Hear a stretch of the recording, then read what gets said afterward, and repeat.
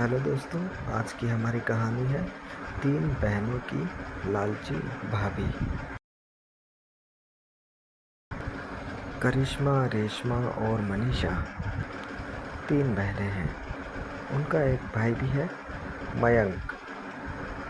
मयंक अपने बहनों को बहुत प्यार करता है, लेकिन मयंक की पत्नी सविता इस मामले में मयंक से बिल्कुल ही अलग है।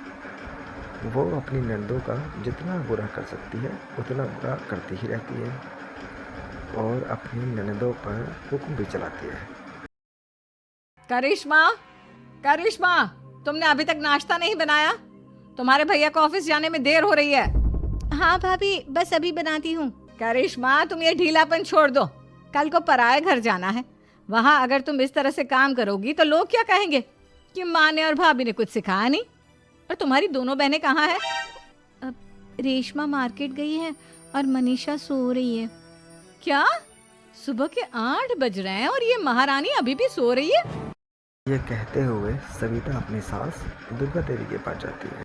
माँ जी, देख रही हो अपनी बेटियों के तौर तरीके? क्या हुआ बहू, सुबह सुबह क्या कर दिया मेरी बेटियों ने? अरे, एक तो अभी अभी उठकर किचन में गई है, दूसरी सुबह सुबह बाहर चली गई और तीसरी अभी तक सो रही है। क्या करूं मैं इन तीनों का? मैं तो परेशान हो गई हूँ। जा जाकर उठा उसे और रेशमा से मैं बात करती हूँ। सविता सीधा मनीषा के कमरे में जाती है और उससे कहती है, महारानी, जल्दी उठो, सूरज सर पर आ गया है। भाभी, थोड़ी देर और सोने दो ना। मैं रात को लेट सोई थी। वो क्या ना, यूनिट टेस्ट चल रहे हैं। शराफत से उठती है या नहीं, या फिर पानी की भरी बाल्टी डालूं तेरे ऊपर? नहीं भाभी, मुझे बिस्तर में नहीं लाना, उठती हूँ मैं। मनीषा जल्दी से उठकर बाथरूम में चली जाती है। सभी आराम से बैठकर नाश्ता कर रहे होते हैं कि तभी रेशमा बाजार से हाथ में सामान लिए हुए आ जाती है। रेशमा को देखते ही सविता उस पर बरस पड़ती है। लो, आ गई महारानी। ऐसा भी क्या सामान लाना था जो सुबह आंख मलते ही बाजार की तरफ रवाना हो गई? भाभी, कल आप ही तो चीख रही थी कि घर का सारा सामान मुझे ही लाना पड़ता है, घर में किसी को भी किसी काम से कोई लेना देना नहीं है।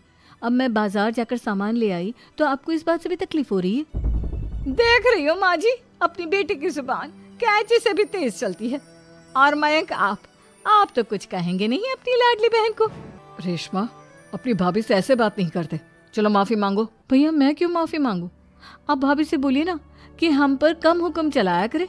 हम इस घर की बेटियां हैं और आपकी पत्नी की ननद है, नौकरानी नहीं। लो, कर लो बात। इनकी भलाई के लिए कुछ भी बोलो तो इन्हें बुरा लग जाता है। इस घर में यही इज्जत है मेरी। देख लो माँ जी, आपकी बेटी किस लहजे में मुझसे बात कर रही है। सविता वहाँ से चली जाती है और मयंक को बहुत गुस्सा आता है और वो भी वहाँ से चला जाता है। करिश्मा रेशमा को समझाती है, रेशमा, तुम्हें भाभी से माफी मांग लेनी चाहिए थी ना। लेकिन दीदी, मैंने कुछ किया ही नहीं तो मैं माफी क्यों मांगू? हाँ करिश्मा दीदी, रेशमा दीदी जैसे ही घर में आई, भाभी ही उन पर चिल्ला रही थी। हाँ, मैं मानती हूँ कि गलती भाभी की थी। मैं तो इसलिए बोल रही हूँ कि भाभी ने माँ को तो पूरी तरह अपने वश में कर लिया है। वो हमारी बात सुनती ही नहीं। मयंक भैया हमारे लिए हमेशा खड़े रहते हैं, इसलिए उनकी बात का मान तो तुम्हें रखना चाहिए था ना। कोई फायदा नहीं दीदी, कुछ दिनों की बात और है, भाभी उन्हें भी हमारे खिलाफ भड़का देंगी। फिर वो भी माँ की तरह हमारी किसी बात का विश्वास नहीं करेंगे। इसी तरह सविता अपनी तीनों ननदों को किसी न किसी बात पर परेशान करती रहती थी। एक दिन मयंक अपनी तीनों बहनों के लिए गिफ्ट लेके आता है। करिश्मा, ये तुम्हारे लिए हार का सेट। रेशमा, तुम्हारे लिए सुंदर सी ड्रेस। और मनीषा, तुम्हें किताबें पसंद है ना? तुम्हारे लिए किताबें लाया हूँ। थैंक यू भैया। थैंक यू भैया। थैंक यू भैया। करिश्मा, तुम्हारा नेकलेस कितना सुंदर है। ये भैया कहाँ से ले आए होंगे? मैंने भैया को 3 दिन पहले फोन पर ये डिजाइन दिखाया था और आज भैया ये ले आए। सविता तो अपनी ननदों के गिफ्ट देखकर जल गई और करिश्मा का नेकलेस तो उसे भी बहुत पसंद आया था। अपनी बहनों के लिए कितना अच्छा नेकलेस लेकर आए हैं। मुझे कभी कोई गिफ्ट नहीं दिया। मैं आज ही ये हार चुरा लूंगी। रात में सविता करिश्मा का हार चुरा लेती है। जो अच्छी लगती वो उसे मांगती नहीं और रात में चुपके से अंधेरे में चुरा लेती। और सविता ने मयंक के दिल में भी उसकी बहनों के लिए नफरत पैदा कर दी। एक दिन मयंक ने करिश्मा और रेशमा के लिए रिश्ता देखा। माँ, करिश्मा और रेशमा के लिए बहुत अच्छा रिश्ता आया है। वो लोग कल इन्हें देखने आ रहे हैं। आप और सविता मिलकर सारी तैयारी कर लेना। ये सुनकर करिश्मा और रेशमा दोनों खुश हो जाती है, लेकिन सविता सोचती है अगर इन दोनों बहनों की शादी हो गई तो घर और बाहर का काम कौन करेगा। अगले दिन सभी लड़के वालों की स्वागत की तैयारी में लगे होते हैं। तभी मयंक अपनी बहनों से आके कहता है, तैयार हो गई तुम दोनों? देखो, दोनों लड़के बहुत अच्छे हैं। मैं कोई कसर नहीं छोड़ना चाहता, इसलिए तुम उनके सामने अच्छे से बिहेव करना और अपनी भाभी से लड़ने मत लग जाना। करिश्मा, तुम वो नेकलेस पहन लो ना जो मैं तुम्हारे लिए लाया था। भैया, मैं बहुत देर से वो नेकलेस ढूंढ रही हूँ, लेकिन मुझे मिल ही नहीं रहा। क्या तुमने नेकलेस खो दिया? तुम्हें पता भी है वो कितना महंगा था। तुम कोई काम ढंग से नहीं कर सकती। मयंक गुस्से में वहाँ से चला जाता है और थोड़ी देर बाद लड़के वाले भी आ जाते हैं। वो दोनों बहनों को पसंद कर लेते हैं और रिश्ता पक्का हो जाता है। सविता के दिमाग में तो कुछ और ही खिचड़ी पक रही थी। वो पंडित जी के पास करिश्मा की कुंडली लेकर जाती है और उन्हें पैसे देकर करिश्मा की कुंडली बदलवा देती है। जब लड़के वालों के पास करिश्मा की कुंडली जाती है तो वो दुर्गा को फ़ोन करते हैं। बहन जी, हमने करिश्मा की कुंडली अपने पंडित जी को दिखाई थी। आपकी बेटी की कुंडली नहीं बल्कि दोषों का पिटारा है।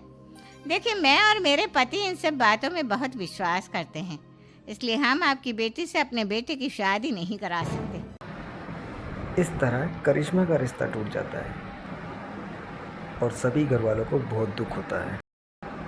अब कविता सोचती है, अब रेशमा का भी रिश्ता तोड़ना है। क्या करूं क्या करूं? अब सविता आवाज बदलकर किसी अननोन नंबर से रेशमा के होने वाले ससुराल में फोन करती है। हेलो, मैं कौन हूँ कौन नहीं ये आपके लिए जानना जरूरी नहीं। बस इतना सुन लो कि रेशमा का 2 साल से किसी के साथ अफेयर चल रहा है। बस रेशमा का रिश्ता तुड़वाने के लिए सविता के लिए इतना कहना काफी था और अब रेशमा का भी रिश्ता टूट गया। इसी बात पर मयंक और दुर्गा देवी ने रेशमा को खूब खरी खोटी सुनाई और उससे बार बार उस लड़के के बारे में पूछने लगे। अरे कोई लड़का होगा मेरी लाइफ में तो मैं बताऊंगी ना। जब कोई है ही नहीं तो कहाँ से लाऊं मैं कोई लड़का? तो तेरे होने वाले ससुराल वालों को फोन किसने किया था? माँ, मैं नहीं जानती किसने फोन किया था। मैं सच कह रही हूँ। मैं तो पहले ही कह रही थी इसकी लगाम खींच कर रखो, लेकिन मेरी सुनता ही कौन है। आप चुप रहिए भाभी, ये सब आपका ही किया धरा है। अब तीनों बहनों को विश्वास हो जाता है कि ये सारे काम उसकी भाभी ही कर रही है। उसकी भाभी को सबक सिखाने के लिए तीनों बहनें एक वकील करती है और घर में हिस्सा मांगती है। देखो भैया, माँ बाप की जायदाद में जितना बेटों का हक होता है उतना ही बेटियों का। इसलिए इस घर के 4 हिस्से होंगे और हमें अपना हिस्सा चाहिए। मैंने तुम्हारे लिए क्या क्या नहीं किया और तुम इस घर में हिस्सा मांग रही हो? भैया, आप और माँ हम बहनों की कोई बात नहीं सुनते हो और भाभी हमारी शादी नहीं होने देगी क्योंकि उन्हें लगता है कि आप हमारी शादी में ज्यादा पैसा लगाओगे और उन्हें हम जैसी फ्री की नौकरानी कहाँ मिलेगी। तो हम भाभी के साथ तो रह नहीं सकते। हम बहनों को अपना हिस्सा चाहिए। अरे तुम्हें शर्म आनी चाहिए अपनी भाभी पर ऐसा इल्जाम लगाते हुए। वो तुम्हारे बारे में कितना सोचती है। हाँ माँ, भाभी हमारे बारे में बहुत सोचती है। दिन रात बस यही सोचती रहती है कि किस तरह से अपनी तीनों ननदों को परेशान करूं और कभी मुझे पढ़ने भी नहीं देती। दोनों बहनों का रिश्ता भी तो इन्होंने ही तोड़वाया है और रात में हमारे कमरे में आकर हमारी चीजें भी चुराती हैं। इसी तरह सविता की तीनों ननदें अपनी बात पर अड़ी हुई। अब कोर्ट में तारीख भी शुरू हो गई। जब सविता को लगा कि उसकी तीनों ननदें इतनी आसानी से नहीं मानेगी तो उसने अपनी सास और मयंक को सारी बातें बता दी और अपनी तीनों ननदों से माफ़ी मांगी। मयंक और दुर्गा को भी अपनी गलती का एहसास हो गया। सविता खुद करिश्मा रेशमा के लिए अच्छा रिश्ता ढूंढती है और उनकी शादी करवा देती है।